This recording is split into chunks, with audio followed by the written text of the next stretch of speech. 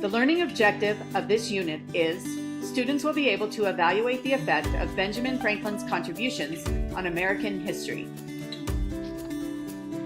To engage students in active learning, the assignments could be developed using either a problem-based learning approach or a project-based learning approach.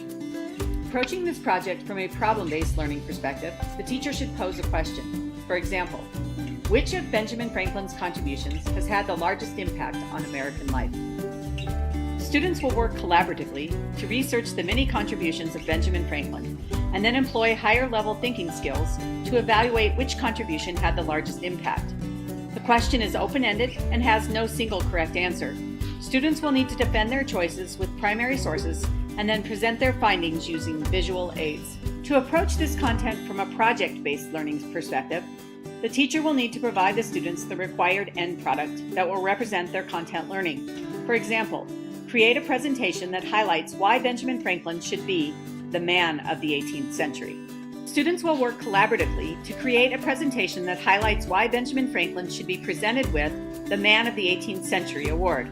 Students will employ higher-level thinking skills and social-emotional learning skills as they evaluate Benjamin Franklin's different roles and accomplishments during the Revolutionary time period. These projects would be similar in that they would both employ higher-level thinking skills. They are both examples of active learning. Both projects use 21st century skills like creativity and collaboration. The teacher acts as the guide. Both provide authentic learning experiences, and students will use a variety of resources during their research. In contrast, these approaches will be different because in problem-based learning, the students begin with a teacher-directed question. Students follow a specific set of guidelines. Students create a solution.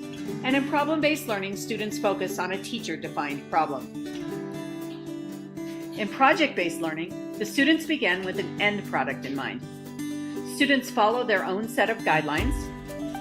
The students will focus on creating a project, and project-based learning focuses on a student-defined problem.